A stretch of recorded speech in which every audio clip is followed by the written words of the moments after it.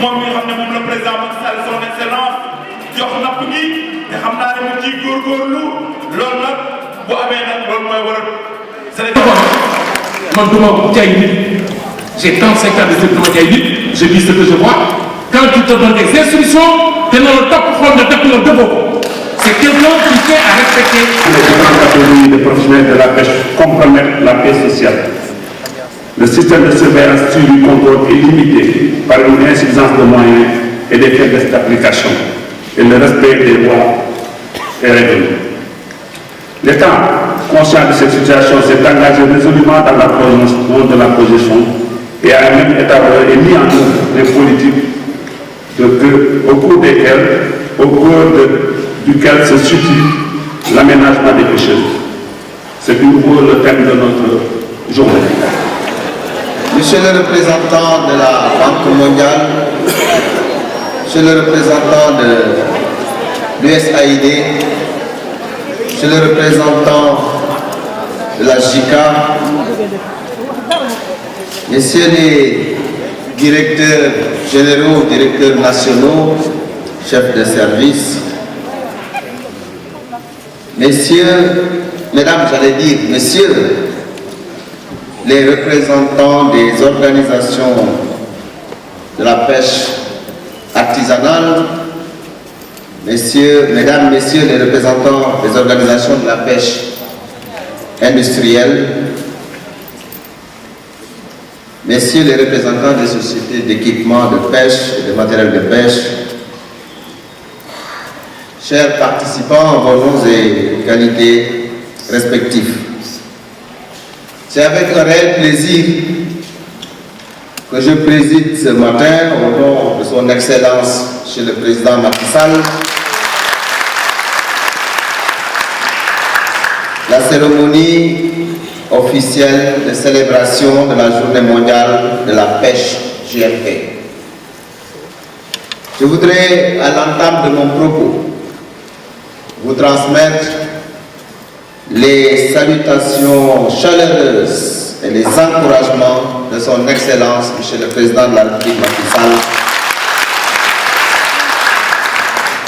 du Premier ministre Mohamed Boun Abdallah Dionne et de l'ensemble du gouvernement du Sénégal. La célébration de la Journée mondiale de la pêche a eu pour origine la réunion du Forum mondial des pêcheurs et des travailleurs de la pêche organisée le 21 novembre 1997 à New Delhi en Inde par des acteurs de la pêche de 33 pays. L'importance de la pêche pour le Sénégal légitime amplement son statut de pays initiateur de cet événement phare qui avait enregistré la participation du collectif national des pêcheurs artisans du Sénégal, CNPS, organisation regroupant les professionnels de la pêche artisanale. Du riz, il en faut à suffisance, mais il faudra aussi à suffisance qu'on ait du poisson pour que nous puissions continuer à avoir le plat national, le thiéboudiou. Et cette importance économique et sociale du secteur, ainsi que son potentiel de croissance qui justifie amplement l'attention toute particulière que son Excellence, Monsieur le Président Macky Sall, accorde au secteur de la pêche et de l'aquaculture qui occupe une place centrale dans la mise en œuvre du plan Sénégal émergent, référentiel unique de nos politiques de développement économique et social.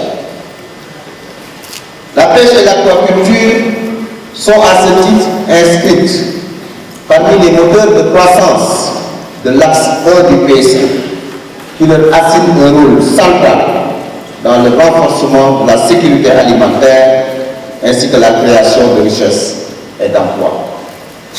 Comme vous le savez, le Sénégal baigne à l'heure actuelle dans l'ère du PSE. Le PSE, c'est 3 axes. L'axe 1, la transformation structurelle de notre économie vers la croissance. L'axe 2, le capital humain, la protection sociale, le développement durable. L'axe 3, la gouvernance, la paix et la sécurité.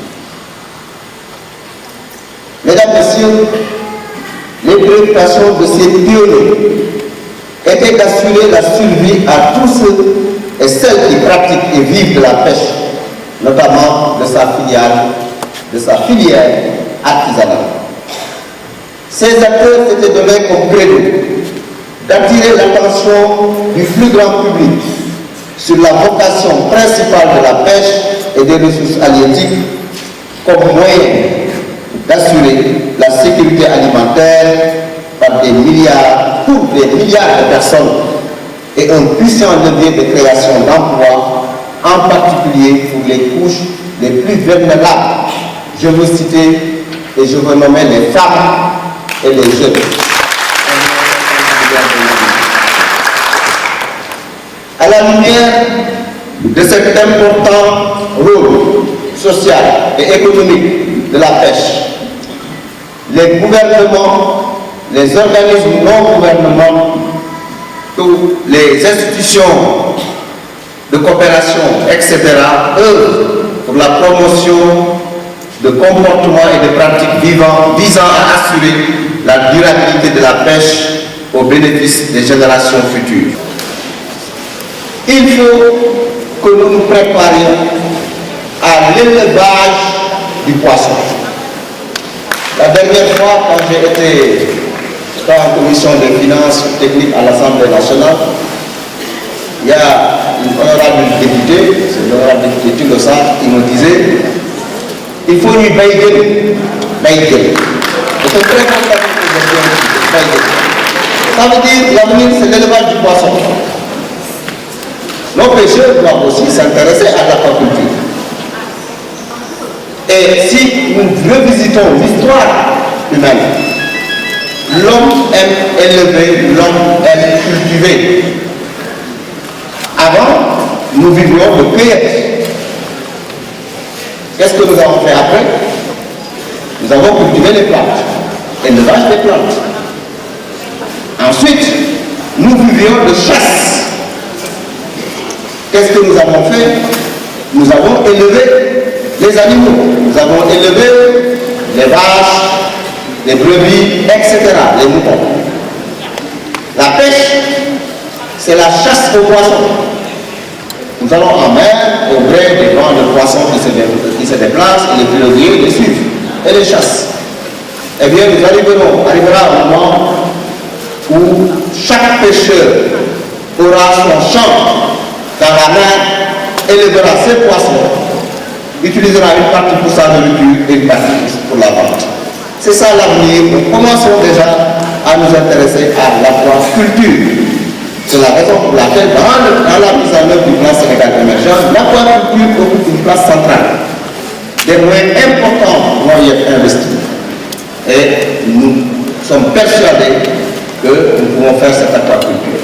Lorsque nous parlons aquaculture, il y en a qui pensent que c'est pour le fleuve ou les mares. On peut faire de l'aquaculture marine. En pleine mer, aujourd'hui, on produit du coffre, on produit du hareng, on produit tout ce qu'on veut par l'élevage, avec des rendements extrêmement importants. Donc, intéressons-nous, je vous y invite à l'aquaculture, c'est l'avenir.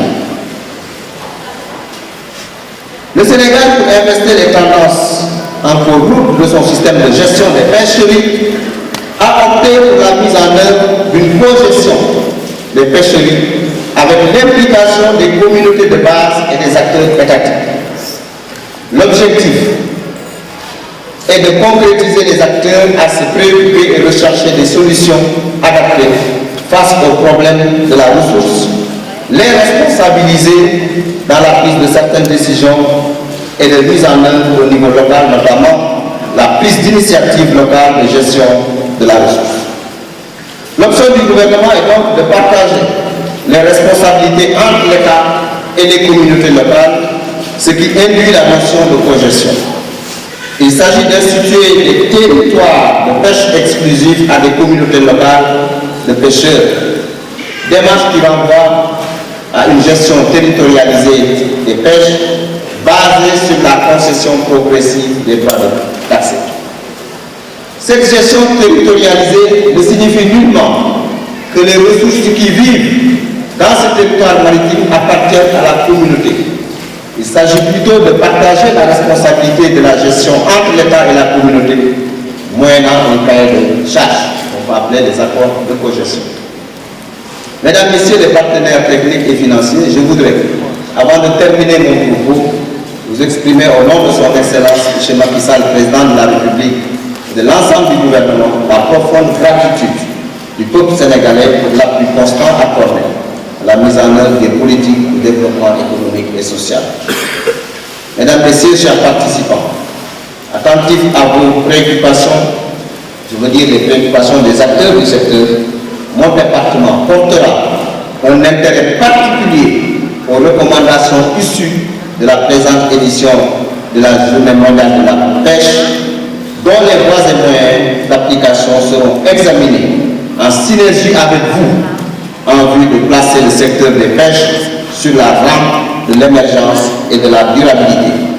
Sur ce, je souhaite plein succès à la présente édition de la Journée mondiale de la pêche et déclare ouvert mon travail.